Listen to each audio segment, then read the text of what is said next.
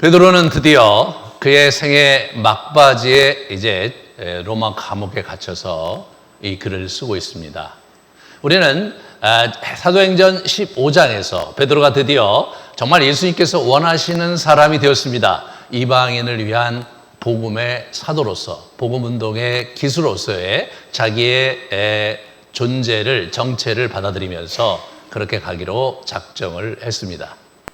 그 이후 어떤 일이 있었는지 우리는 잘 알지 못합니다. 성경은 더 이상 그의 이야기를 기록하지 않고 있습니다. 다만 오늘 그 베드로 전서와 후서에서 마지막 그의 모습 속에서, 그의 글 속에서 어떻게 살았는지를 엿볼 수가 있죠.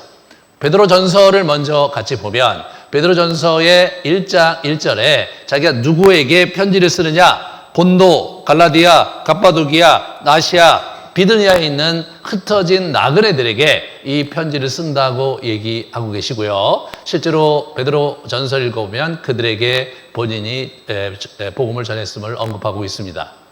그렇게 지명이 너무나 낯설어서 여러분이 어딘지 잘 모르니까 한번 제가 지도를 보여드리면 저기입니다. 저기 어디냐면 저렇게 봐도 모르시겠죠. 저기가 터키.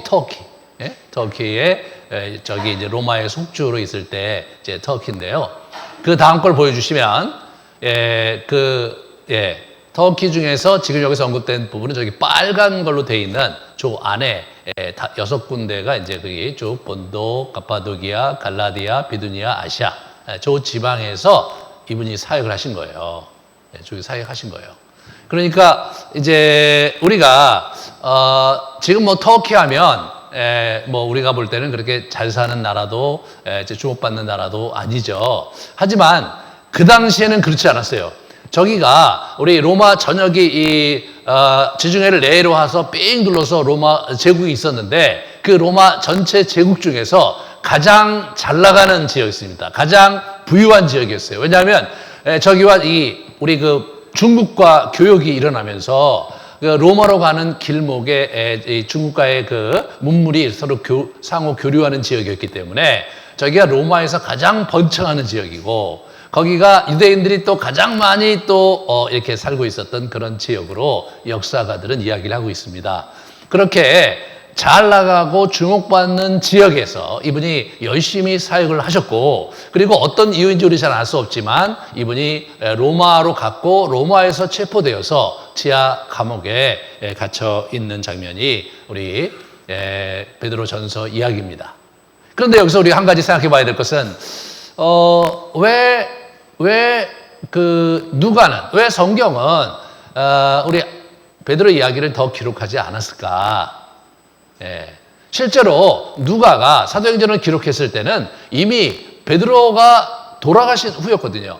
바울도 순교한 후였거든요. 그러므로 사실은 그 이후의 이야기를 더 기록할 수 있을 텐데 기록을 안 했어요. 그리고 오늘 본문에서 보시면 알겠지만 이분이 사실은 그 지역이 굉장히 넓거든요. 아까 이렇게 지도로 와서 잘 모르지만 저희 나라의 몇 배 되는 굉장히 커다란 지역이고 로마에서 가장 지금 잘 나가는 번창하는 지역인데 거기서 이사와 기적을 해가면서 놀라운 사역을 혁혁하게 하셨을 텐데 그 이야기를 성경은 기록을 하지 않는다는 거예요. 누가는 기록을 하지 않았다는 거예요. 그럼 왜 성경은 우리 베드로 얘기를 사도행전 15장 예루살렘 공회 이야기에서 마지막으로 자신이 이방인들을 위한 사도로 살고 있다라는 간증을 하는 것으로 더 이상 이야기를 하지 않고 있는가? 어떤 분들은 이렇게 얘기해요. 그 이후로 바로 바울이 나오기 때문에 바울로 이야기가 전개되고 이제 바울이 주도권을 가지고 이제 하나님 나라를 일구기 때문에 그렇게 이제 주자가 바뀐 것을 이제 얘기하는 거 아니냐, 이제 그런 얘기를 우리가 할 수 있는데 사실은 전혀 그렇지 않습니다. 전혀 그렇지 않아요. 우리 그 바울도 그렇고 이분도 그렇죠. 이분도 지금 어떻게 이제 성장을 하고 어떻게 하나님과의 관계에서 예수님과의 관계에서 옥신각신하면서 넘어졌다가 일어나고 순종이 안 해서 힘들어하고 때로 예수님을 배반도 하고 그런 와중 속에서 드디어 예수님이 원하시는 사람으로 섰다까지가 누가가 우리 베드로 얘기를 기록했는데, 그럼 바울은 어떠냐? 바울도 여러분 똑같아요. 바울이 실제로 바울 얘기가 9장에부터 시작이 되고, 그 다음에 13장부터 그가 전도여행, 첫 번째 전도여행을 한 거, 그 다음에 두 번째, 세 번째 전도여행이 나오고, 마지막에 로마로 압송돼서 로마의 가택 연금 상태에서 이야기가 종료가 됩니다. 실제로 이제 이분이 사실 거친 분이셨고, 그리고 자기가 막 엄청나게 분노를 발산하고 또 좌충우돌하는 그런 싸움꾼이었거든요. 우리 15장에 이제 공회가 있고 나서 바로 자기의 스승이고 자기를 키워줬던 멘토였던 바나바와 싸워서 헤어져요. 네, 그리고 그가 이제 가까스로 팀을 다시 재정비하면서 유럽까지 복음을 전하면서 우리 고린도 교회를 세웠지만 고린도 교회가 사실 문제가 많은 교회였거든요. 그가 3차 전도여행에서 에베소에 있으면서 그러면서 고린도 교회와의 갈등이 아주 첨예하게 드러나는 이야기가 고린도 전서와 고린도 후서에 일어나는데, 아주 굉장히 치열하고 인신공격을 하고 그러면서 어려웠던 것을 우리가 엿볼 수가 있습니다. 그것을 가까스로 그가 그 이야기를 잘 이제 고린도 교회를 진정시키고 그러면서 예루살렘으로 넘어오면서 로마에 가겠다고 로마서를 쓰고 나서 예루살렘에 왔는데, 예루살렘에 있는 수많은 유대인들이 이 친구가 유대교를 이렇게 부정하는, 모세를 부정하는 그런 복음을 전한다고 해서 그를 죽이려고 하는 사람들이 40여 명이나 금식하면서 죽이려고 했거든요. 결국 그래서 예루살렘에서 이제 자기가 로마 시민권을 보여주면서 로마인이라는 걸 밝히면서 야밤에 도주를 하고 가이사랴에 있어서 2년 동안 옥고를 치르다가, 그러다가 급기야는 우리 로마 황제에게 직접 내가 그분에게 판결을 받겠다 해서 이제 로마로 이렇게 압송하는 이야기. 그래서 이제 배에서 여러 가지 어려움이 있었던 이야기를 우리는 읽습니다. 실제로 그때까지 그는 싸움꾼이었고, 그때까지 그는 수많은 사람들과 갈등의 틈바구니 속에서 감당할 수 없는 하루하루를 보냈던 인격적으로 모가 많이 났던 사람이었습니다.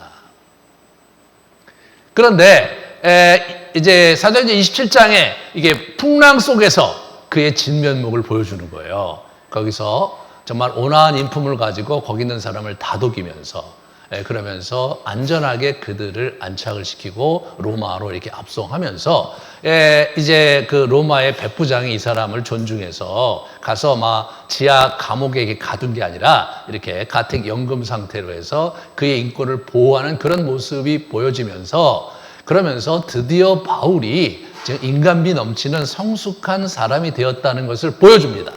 그러고 그 이후에 사실은 이 바울이 놀라운 사역을 진행을 했거든요. 그래서 실제로 거기를 이제 나와서 그 다음에 이제 서바냐까지, 우리 스페인까지 복음 전도를 하러 갔다가 그레데도 가고 여기저기 다니면서 또 교회를 이렇게 잘 이렇게 안돈시키면서 상당히 견고하게 초대교회가 이제 자리 잡을 수 있도록 각처에서 아주 굉장히 많은 일을 했거든요. 그런데 사실은 그 이야기를 누가는 기록을 하고 있지 않아요. 왜냐하면 누가가 이미 기록했을 때 바울이 죽은 다음이었거든요. 객관적으로 바울에 대한 이런 연구를 쭉 하다 보면 바울이 이제 사도행전 28장 이후가 훨씬 더 대단한 일을 했던 거예요. 그때 성경도 많이 기록해서 우리가 그걸 엿볼 수가 있죠. 성경은 아주 이런 부분에서 초점이 분명한 거예요. 베드로도 그렇고 바울도 그렇고 그 사람이 죽기 전까지 하나님 앞에서 얼마나 대단한 일을 했고 이사와 기적을 행했고 하나님 나라에 얼마나 대단한 열매를 거두었느냐, 이 부분에 초점을 두고 있지 않아요. 베드로와 바울이 어떻게 예수님을 만났고 그가 어떤 한계를 지닌 사람이었는데 예수님을 만나고 그가 착실히 성장을 해서 드디어 하나님의 정말 예수님께서 축복하는 복 주시는 그러한 인품으로 성숙했다까지 열심히 기록하다가 그 다음에 기록을 안 하는 거예요. 그런데 이런 태도는요, 단순히 신약에만 있지가 않아요. 구약에서도 하나님의 사람들의 이야기를 기록할 때 그들이 어떻게 하나님의 유업을 붙잡고 하나님의 축복을 누릴 수 있는 자격을 얻게 되고 성숙했느냐에 훨씬 더 밀도 있게 기록을 하고, 그 이유는 그냥 스킵을 하는 거예요. 대표적으로 아브라함이 그래요. 아브라함이 그 가나안에 도착했을 때 100년을 살았거든요. 그런데 실제로 아브라함이 실제로 하나님이 원하시는 순종하는 자요, 하나님의 약속을 누릴 수 있는 복된 자로 인정받은 것은 22장이에요. 우리 22장에서 우리 이삭을 바치는 걸 보면서 이제야 내가 정녕 나를 경외하는 줄 알겠다 하면서 12장에 하나님의 언약의 약속을 다시 한번 확인하면서 그를 축복하십니다. 그것은 가나안에 도착한 지 40여 년 후였어요. 그러면 그 이후에 그가 드디어 하나님께 복을 얻을 수 있는 자격을 획득했다. 그럼 그 다음 어떻게 살았느냐? 그 이후에 60년을 더 살다가 돌아가셨거든요. 근데 60년 이야기가 그냥 간단하게 기록이 돼 있어요. 네? 22장이죠. 23장에 자기 아내 죽어서 장지 마련하고, 24장에 자기 아들에서 리브가 며느리를 자기가 얻어서 결혼을 시키고, 그리고 25장에 그가 자기 인생을 잘 정돈을 하고 돌아가신 거예요. 그게 끝이에요. 그게 여러분 23, 24, 25장 3장밖에 없는데 그게 60년 동안의 이야기가 그냥 그거 딴박 기록하고 말았어요.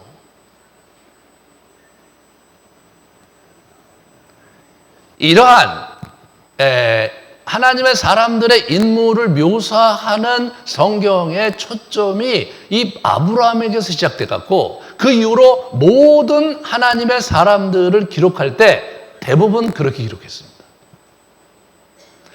그래서 여러분 이 부분에서 우리가 잘 주목을 해봐야 돼요. 성경에 하나님의 정말 믿음의 용사들, 믿음의 사람들로 평가받은 사람들이 참 많이 나오는데, 그 사람들이 어떻게 굳건한 믿음을 소유한 사람이 됐는가에 성경이 훨씬 관심이 많고, 그래서 그들이 무슨 일을 이루었는가에 그렇게 초점을 맞추지 않고 있다는 사실을 저희가 주목해야 돼요.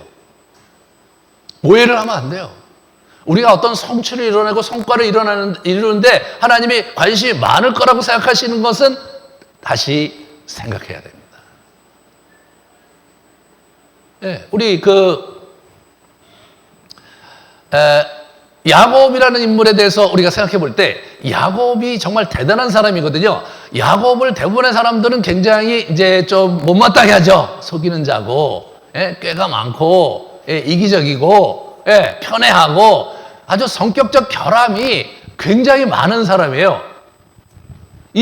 창세기 25장부터 그 사람 얘기가 46장까지 거의 팽팽하게 기록되어 있다가 나중에 결국은 50장까지 전체가 그 사람 이야기로 도배를 하고 있거든요. 근데 실제로 야곱에 대해서 우리가 평가를 할 때 문제 많은 사람, 그렇게 생각하기 쉬운데, 실제로요, 야곱이 이뤄낸 성과를 하나님은 놀랍게 갚아주셨어요. 왜냐하면 그 민족의 이름이 이스라엘이잖아요. 야곱의 이름이잖아요. 실제로 그 민족의 시조는 누구냐면 아브라함입니다.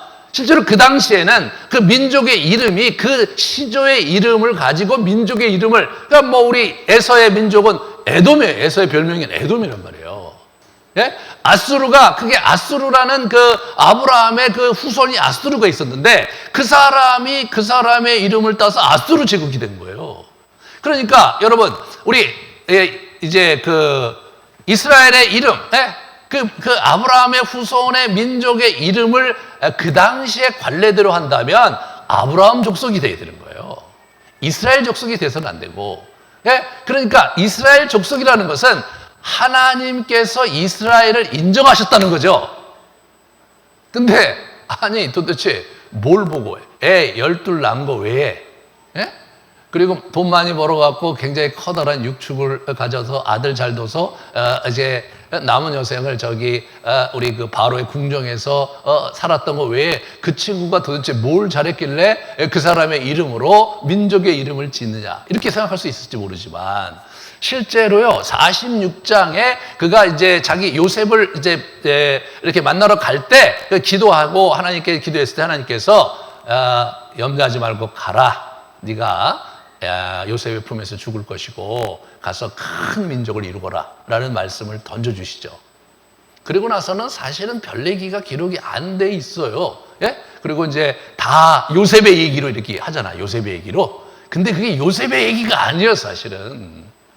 예? 요셉을 앞세워서 제국을 경영하고 궁극적으로 민족을 이룰 수 있도록 고센 땅 전체를 좌지우지할 수 있도록 체계를 잡게 한 인물이 누구냐? 그게 이 야곱인 거예요. 그 사람의 두뇌와 그 사람의 비전으로 자기 아들을 통해서 애굽 전체를 뒤바꿔 놓은 거예요. 그 출애굽기에 보면 막 그 10가지 재앙이 있을 때 고센 땅에는 재앙이 안 내렸어요. 왜? 고센 땅에 누가 있냐면 거기 유대인들이 있는 거거든요. 이스라엘 사람 고센 땅에 있는 거예요. 그러니까 어떻게 했냐면 고센 지역에 유대인들 이제 이스라엘 사람도 살게 하고 이제 우리 애굽 사람들은 다 그 고센 바깥에 이렇게 거주하도록 완전히 국토 개발을 요셉이 했는데 그게 400년이 지났는데도 여전히 그러고 있었을 정도로 나라의 틀을 완전히 바꿔놨는데 400년 동안 그걸 건드릴 수 없을 정도로 완벽하게 잡아놓은 거예요. 그렇기 때문에 거기서 400년 동안에 70명이 들어가서 장정만 60만 있는 거대한 민족이 실현을 하게 된 거예요. 고대에서 그런 형태로 빠른 시간에 민족이 인구가 늘어날 수가 없는 거거든요. 그 누가 했느냐? 그거 이스라엘 야곱이 한 거예요. 근데 성경은 그에게 그냥 침묵하죠. 그거를 47장부터 50장까지요. 아주 깊이 그걸 연구를 하다 보면, 묵상을 하다 보면 그게 보인다니까요.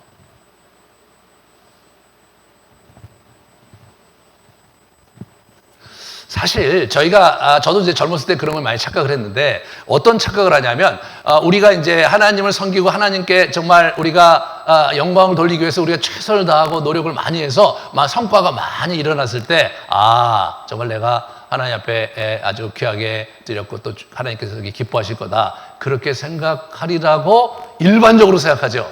하지만 성경을 공부하고 그다음에 이제 영성 훈련하면서 이게 계속 기도하다 보면 사실상 그 문제에 하나님이 크게 관심이 없으세요. 그렇기 때문에 성경이 기록 안 하는 거예요.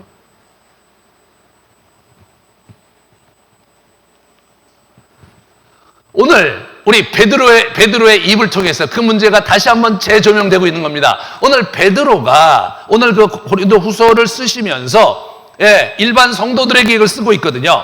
이제 베드로 전서는 자기가 사역했던 6 지역에 있는 그 성도들, 흩어진 나그네들에게 편지를 했는데, 베드로후서는 1절에 보시면 예수 그리스도의 종이요 사도인 시몬 베드로는 우리 하나님과 구주 예수 그리스도의 의를 힘입어 동일하게 보배로운 믿음을 우리와 함께 받은 자들에게 편지하노니 라고 말씀하고 있죠.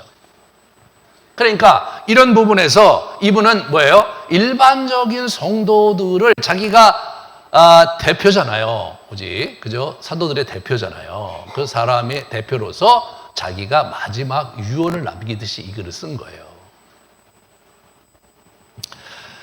베드로서 1장 13절 14절에 이렇게 기록이 되어 있어요. 이분이 오늘 본문 그 뒤에 보면 내가 이 장막에 있을 동안에 너희를 일깨워 생각나게 함이 옳은 줄로 여기노니 이는 우리 주 예수 그리스도께서 내게 지시하신 것 같이 나도 나의 장막을 벗어날 것이 임박한 줄을 알미라.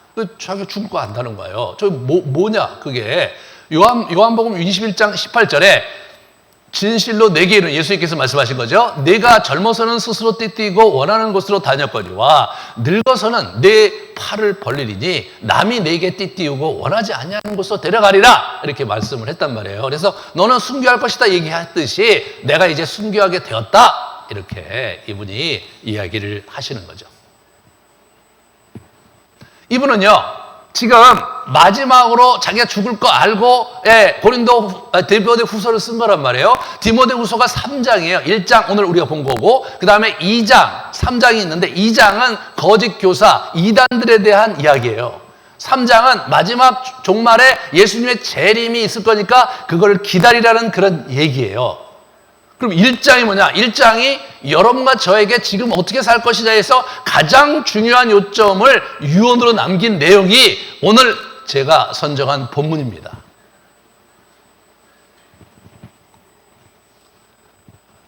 이분은 디모데 전서에서 자신의 유업이 어떻게 흘러갔고 자기의 유업을 위해서 마지막까지 경주했던 흔적을 우리에게 알려주고 있어요. 자, 그 1장 3절과 3장 4절, 이렇게 4절을 보시면 유업에 대해서 이분도 많이 관심을 가졌거든요. 우리 바울도 유업에 대해서 관심을 많이 가졌지만 같이 한번 보여주시면, 베드로전서 1장 4절을 보여주십시오. 2.2예요. 썩지 아니하고 더럽지 않고 쇠하지 아니하는 유업을 잊게 하시나니, 그렇게 얘기하는 거예요. 유업에 대해서 하나님께서 우리에게 간직하신 유업이 있다는 것에 대해서 주목하고 있죠. 그리고 베드로전서 3장 7절에 남편들아 이와 같이 지식을 따라 너희 아내와 동거하고 그를 더 연약한 그릇이요 또 생명의 은혜를 함께 이어받을 자로 알아 귀히 여겨라. 생명의 은혜를 함께 이어받을 자로 알아. 그러니까 유업이란 뭐예요? 유업은 부부가 하나님께 받는 거란 말이죠. 결혼한 사람들은. 그런 관점에서 이 사람의 유업에 대한 그 마지막에 자기가 중요시 여긴다는 얘기를 하고, 그리고 이분이 그 유업의 마지막 장면들을 정리하는 게 베드로 전서예요. 그러면 이분의 유업은 어떤 것이냐 한번 제가 정리를 해봤어요. 한번 그거 보여주세요. 교회의 기초, 반석으로 삼았다면 이게 첫 번째 이분의 유업이시죠. 그러니까 교회의 기초를 놓는 게 이분이 하실 일이었어요. 두 번째, 사람 낚는 어부가 되는 거죠. 사람을 하나님께 돌아오게 하는 그 일을 이분이 이제 하시는 게 두 번째 유업이고, 세 번째, 이방인에게 복음을 전하는 자로 세움받은 것에 대해서 고백을 하잖아요. 그것이 세 번째 유업이고, 네 번째, 순교죠. 아까도 봤죠. 이분 순교예요. 순교가 유업이었습니다. 여러분, 그 당시에 로마의 핍박 가운데 많은 순교의 역사가 있었는데 고대에 있는 기록을 보면 아주 의미심장한 것들이 나와요. 뭐냐면 아무나 순교하지 못하게 했어요. 하나님의 특별한 계시와 하나님의 특별하게 기도 중에 그 말씀하시는 증거가 있는 사람 외에는 아무나 순교하지 못하게 했습니다.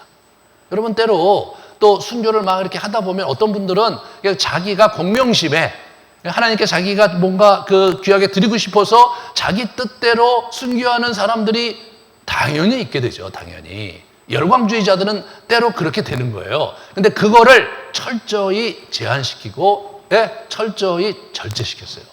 하나님의 뜻이 그 순교인 자들만 순교를 당하게 한 거예요.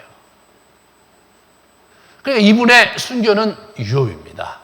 이게 네 가지 유업이 성경에 제가 이렇게 살펴봤을 때 이 사람의 유업이었던 거예요. 그래서 우리 베드로 전서에 그것을 어떻게 펼치는지 한번 보여주세요. 그 다음 걸 보여주시면, 먼저 고난의 본이 되신 예수 그리스도를 회고합니다. 그러면서 의를 위해 고난을 받아야 될 것을 격려해요. 왜? 자기는 고난받는 게 예수님이 고난받는 게 보기 싫어갖고 예수님을 배반했었던 적이 있었잖아요. 그죠? 그 얘기를 하는 거예요. 그 다음에 장로들에게 순전한 마음으로 양무리를 칠 것을 명령을 합니다. 예수님께서 자기에게 양을 치라, 양을 먹이라고 말씀하셨잖아요.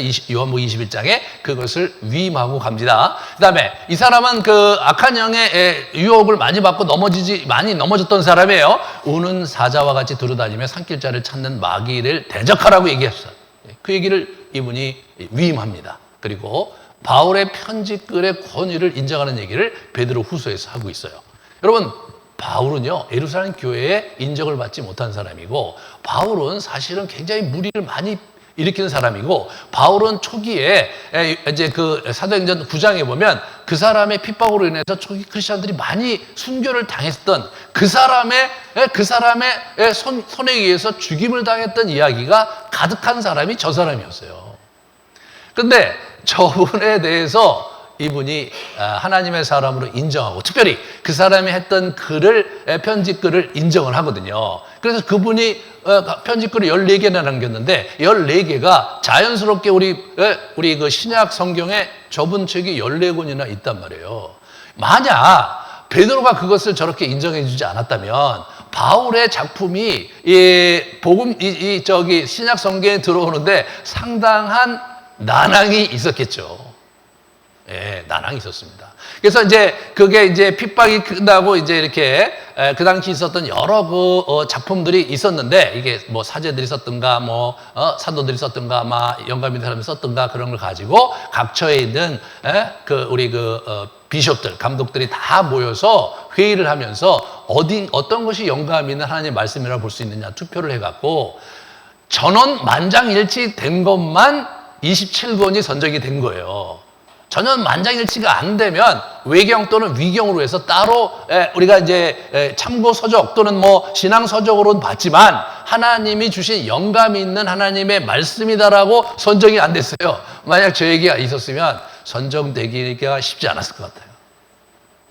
이게 사도 베드로가 그의 유업을 교회의 기초를 놓기 위한 그의 유업을 위해서 최선을 다해서 이렇게 적어놓은 글의 한 부분입니다.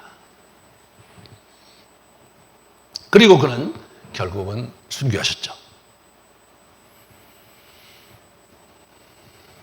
그러면 이제 오늘 우리의 이야기를 오늘 본문의 이야기에 초점을 좀 다시 이렇게 두기를 원합니다. 복음 운동의 기수가 남긴 마지막 권면, 그것이 오늘 이야기입니다. 그 오늘의 초점은 뭐냐?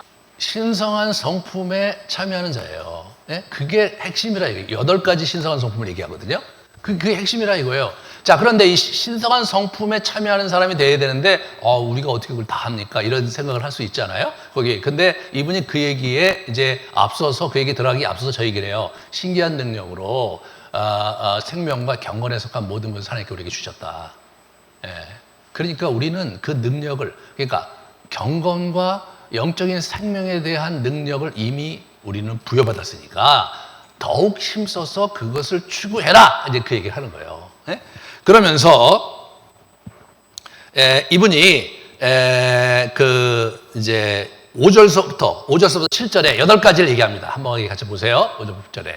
그러므로 너희가 더욱 힘써 너희의 믿음의 덕의 지식을, 지식의 절제를, 절제의 인내를, 인내의 경건을, 경건의 형제우애를, 형제우애의 사랑을 더하라. 이렇게 나옵니다. 그러니까 언뜻 보면 우리나라 표현 언어 감각으로 보면 이렇게 믿음 위에 덕을 쌓고 덕 위에 지식을 쌓고 지식 위에 이렇게 생각하기 쉬운데 실제로 그게 아니라 원어는요 저게 손을 잡는 거예요. 믿음이 덕을 잡고 덕이 지식을 잡고 지식이 절제를 잡고 이렇게 서로 이렇게 마주 보면서 이렇게 원을 딱 8개가 원을 그려서 서로 이렇게 마주 보면서 그것을 8개를 조화롭게 이렇게 성숙시킬 것에 대해서 얘기하는 거예요. 어떤 것이 위고 어떤 것이 아래가 아닌 거예요. 8가지 덕목이 8가지 이 성품이 아주 골고루 우리 안에서 이렇게 쭉 이렇게 자리 잡아갈 수 있도록 이렇게 하라는 거예요. 그러니까 이제 이런 장면에서 우리가 정말 주목해야 될 게 뭐냐? 이분이 그러니까 복음을 위해서 우리가 어떻게 살아가야 되고 복음은 어떻게 전하고 이분 나름대로 혁혁한 그런 성과를 거둔 사람이잖아요. 그러니까 우리가 교회를 개척할 때는 이렇게 개척하고 리더십을 세울 때는 이렇게 리더십을 세우고 그리고 복음 전도를 할 때 어디 가서 어떻게 전하고 그리고 복음의 내용은 이렇게 하니까 복음의 내용은 이것이고 이렇게 구체적으로 그리고 구제는 또 이렇게 하고 기타 등등의 여러 가지 액션 플랜 여러 가지 액션 플랜을 얘기하시질 않는 거예요. 이분은 뭘 얘기하는 거냐면 우리 마음이 우리 내면이 저런 8가지 신의 성품에 의해서 구비되는 거 그게 핵심이다 이거예요. 그게 가장 중요하다 이거예요. 그걸 해야 된다 이거예요. 그걸 해야 제대로 된 열매가 생긴다. 그런 얘기를 이분이 우리에게 들려주는 거예요. 8절에 보세요. 이런 일이 너희에게 있어 흡족한 즉 너희로 우리 주 예수 그리스도를 알기에 게으르지 않고 열매 맺는 자 되지 않게 하거니와. 이게 말을 꼬았죠. 다시 말해서 이게 뭐냐? 네, 그리스도를 아는 일에 열심이고, 그리고 그것으로 인해서 뭐예요? 열매를 많이 맺게 된다 이거예요. 근데 그 많이 맺게 되는 그 핵심 키가 뭐냐면, 이러한 신성한 8가지 성품이 우리 안에서 이렇게 쌓여갈 수 있도록, 성장할 수 있도록 더욱 힘쓸 때, 그때 그 열매가 걷어진다는 거예요. 이 부분이 사실 우리가 굉장히 많이 주목을 해야 되는 부분인 거예요. 요한복음 15장에 우리가 그 열매 맺는 비결에 대해서 사도 요한이 이제 예수님이 하신 말씀에서 이렇게 얘기하는 게 그거예요. 우리 교회의 주제죠. 예, 뭐냐? 우리가 원가지에 붙어 있어야 될 그 가지. 우리는 포도나무 가지인데, 열매를 맺는 비결은 뭐냐? 원가지에 붙어 있는 거다. 붙어 있는 게 뭐냐? 그게 그 말씀 안에 거하고, 예, 그분 안에 거하며 그분을 이렇게 추종하고 그분과 함께 기도하면서 그분과 교제 나누는 그러한 삶을 유지할 때 어떻게 돼요? 내가 열매를 많이 맺게 된다. 이렇게 얘기하는 거예요. 여러분, 열매를 많이 맺으려면 내가 예수님을 정말 믿고 의지하면서 밖에 나가서 뭔가 그를 위해서 여러 가지 좋은 일과 여러 가지 도전적인 일과 복음을 전한다든가, 아니면 어떤 하나님의 영광을 돌리기 위해서 어떠한 과제들을 이렇게 뭔가 할 때 열매가 맺혀야 된다고 생각되어지지 않나요? 그게 일반적인 생각인 거예요. 그게 생각인 거예요. 그런데 여러분, 요한과 베드로의 고백은, 그들의 권면은 그렇게 되는 게 아니다 이게. 하나님의 나라의 일이, 우리 인생의 열매가, 그 열매를 이루기 위해서 뭔가 바깥에 있는 걸 열심히 추구하고 액션 플랜을 가지고 철저히 준비하고 계획 세워서 그걸 열심히 막 추진하고, 그렇게 함으로써 열매를 많이 맺는다고 생각하는 그러한 패러다임으로 얘기하고 있지 않은 거예요. 사실 어떤 면에서 열매와는 별로 상관이 없는 이야기를 하는 것 같아요. 그냥 예수님의 원가지에 붙어 있으려고 그냥 거기 앉아서 정적으로 그분을 바라보면서 기도하고, 여기 저 베드로는 그 신의 성품을 자기 안에 성품을 축적하려고 자기 힘쓰면서 노력하고 연마하는 그런 내적인 그런 일에 치중하고 있다는 사실이, 그게 어떻게 열매가 거둬주냐 말이에요. 우리가 밖에 나가서 열심히 복음 전도하고, 밖에 나가면서 선을 행하고, 밖에 나가면서 하나님께 영광을 돌리는 어떤 프로젝트를 행하는 것이 열매를 많이 맺는 길이라고 생각하기 쉽잖아요. 그렇지 않은 거예요.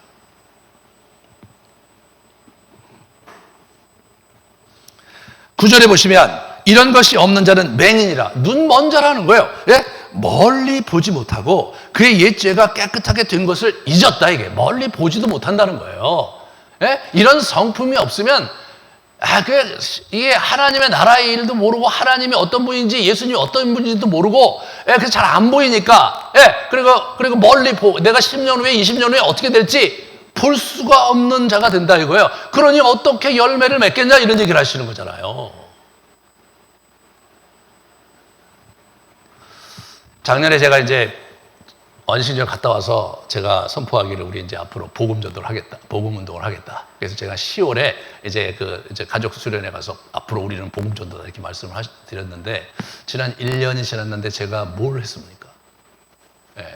거의 저분이 뭘 한다고 맨날 얘기만 하지 하는 일이 없죠, 하는 일이. 제가 기도하면서 이제 제가 준비를 하다가 막 계획을 세우다가 어느 날, 내가 왜 또 계획을 세우냐.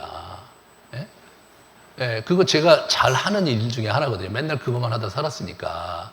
그거를 내려놓고 이제 가만히 이제 하나님께 묵상을 하는데, 이 성경에 이런 얘기를 다시 생각하게 되는 거예요. 이 베드로가 마지막에 결국 성품에 초점이 맞춘 신의 성품을 너가 장착하는 일에 힘쓰라. 그게 열매의 지름길이라는 얘기를, 그런 비밀을 우리에게 알려주는 거잖아요. 그래서 이제 그거를 가지고 기도하면서 이런저런 이제 그 계획을 이제 이렇게 내려놓고 생각을 하면서, 먼저 해야 될 게 뭐냐? 먼저 해야 될 게 우리 기도고, 먼저 해야 될 게 우리 아이들을 어떻게 키울 것이냐라는 이런 과제를 다시 생각하는 거다. 그 제가 이제 한 게 뭡니까? 이제 먼저 우리 임직들 같이 이제 매일매일 100일 작전 기도하는 거 시작했고, 그리고 아이들 데리고 미국 가갖고 한번 영성 여행하면서 하나님의 뜻이 어디 있는가를 찾으려고 했고, 그리고 8월 달에 이게 기도하는 게 너무 이제 8시에 하니까 못 오시는 분들이 있고, 그러니까 8시에도 하고 10시에도 하고, 그렇게 2번 기도를 지금 하고 있죠. 그리고 이제 오늘 저녁에 치유와 회복을 위해서 이제 하는 모임과 예배를 10월 달에 시작하기 전에 한번 모여서 같이 시간을 보내고 의견도 듣고 제 생각도 같이 나누고 기도하는 시간을 가지려고 하는 거죠. 예수님께서 어떻게 하셨느냐? 예수님께서 자기 혼자 기도하셨고요. 제자들에게 기도에 대해서 권면을 했지만 기도를 억지로 시키거나 훈련을 하시지 않고 보여주시기만 하시고, 그리고 이분이 잔뜩 하신 게 매일 그 치유와 회복을 위해서 사람들의 복음을 전하시고 말씀을 전하시고 병을 고쳐주시고, 그게 그분의 복음 운동에 굉장히 중요한 일들이셨더라고요.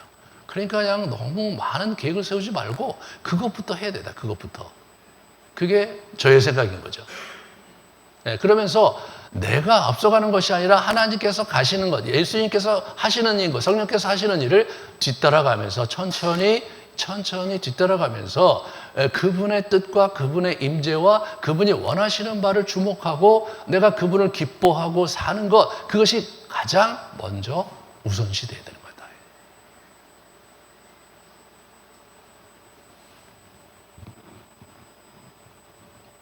어떤 분은 앞으로 그러면 목사님은 이제 복음 전도를 어떻게 하실 겁니까? 이제 다른 교회에서 막 전도의 날도 하고 막 하는데 그런 걸 어떻게 하실 거예요? 이렇게 물으신 분이 있었어요. 그래서 제가 나는 그건 모르겠다. 그게 중요한 게 아니고 지금 먼저 기도하는 게 더 중요하고, 먼저 우리가 성도들이 정말 치유와 회복을 받는 일에 집중하는 것이 먼저 더 중요한 것 같다.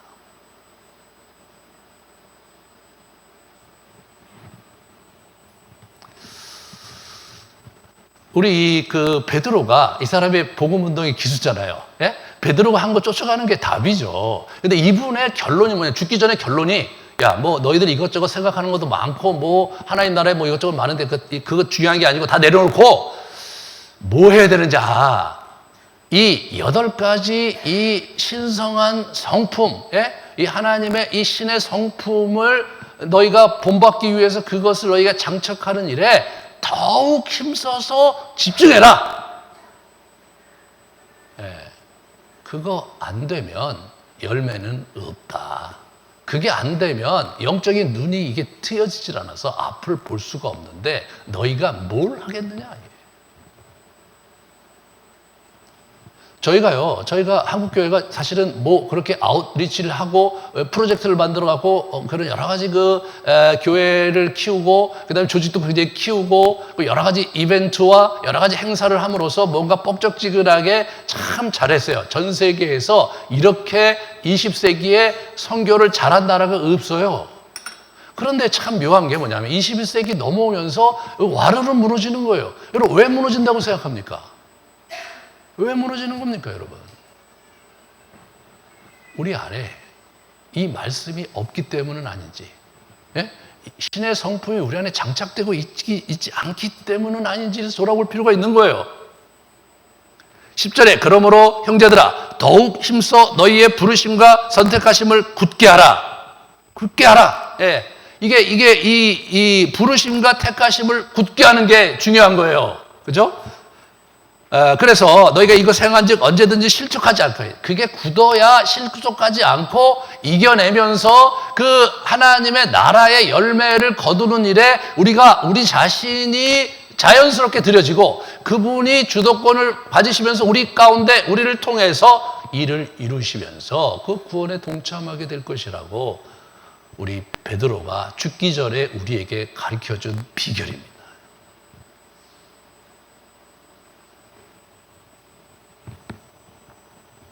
그러므로 저와 여러분이 이 복음운동의 포인트가 뭐냐? 우리가 밖에 나가서 복음을 전하고 밖에 나가서 정말 우리의 귀한 영혼들을 데려오고 이거 참 중요하지만 그 전에 우리가 신의 성품이 구비되고 그 성품 안에서 부유한 견고한 사람으로 먼저 성장해 가는 게 더 중요하다. 더 중요하다. 그게 돼야 자연스럽게 누굴 데려오고 방문을 해도 그분 안에서 성령의 역사가 일어나고 그분이 하나님을 섬기게 되는 것이 일어나는 거지. 밖에 나가서 억지로 데려와서 이 자리에 앉힌다고 그 영혼이 하나님을 만나게 되는 것은 아니잖아요. 초대교회 때 그 핍박 속에서 막 죽어가는데 그런데 많은 로마인들이 계속해서 기독교를 믿기 시작한 거예요. 그렇게 뭐 굉장히 많이 믿은 거예요. 굉장히 많이 믿은 거예요. 그 어떻게 그걸 믿었느냐? 그들이 달랐거든요. 그들의 삶이 달랐고 그들이 고상했고 그들이 매일 모여서 자기 집에서 기도하면서 자녀들을 돌보고 견고하게 자기 가정을 세워갔고 하나님 안에서 자신의 인생을 복되게 은혜롭게 사는 것을 보았거든요. 매일매일 예배 드렸어요. 매일매일. 그러니까 이웃집에 있는 사람들이 저 사람들은 매일매일 예배 드리고 뭔가를 한다는데 예수를 믿는다 이거예요. 예수를 믿는다 이거예요. 그래서 우리도 한번 같이 하겠다 해서 와갖고 예배 드리다가 예수 믿고 이렇게 흘러가면서 막 교회가 막 엄청나게 번진 거거든요. 그 리얼리티가 사라지고 이 복음 전도가 하나의 프로그램이 되고 하나의 전략이 되고 하나의 성과와 뭔가 인정받기 위한 그러한 것으로 전락해 버리니까 문제가 될 수 있다. 그렇다고 해서 제가 뭐 그렇게 하시는 분들을 폄하하거나 그러면 정말 못된 짓을 했다거나 또는 잘못했다고 얘기하고 싶지는 않아요. 그거 자체가 잘못한 건 아니죠. 중요한 건 뭐냐면 더 본질적이고 원론적인 것을 놓친 상태에서 거기에 치중하다 보니까 주객이 전도돼서 사실 이두저두 아닌 형태로 갔기 때문에 문제인 거죠. 복음운동이 그냥 이제 한두 해 하다가 또 다른 걸로 넘어가는 게 아니라 앞으로 10여 년을 일단은 계속 이거를 하려고 합니다. 기초부터 튼튼히 하고 저와 여러분이 그리스도의 성품으로 구비되는 존재로서 그분 안에 풍성함을 누리는 그런 사람들로서 자라가기를 원합니다. 그 일에 함께 동참하시기를 주님 이름으로 축원합니다. 우리 같이 기도하시겠습니다.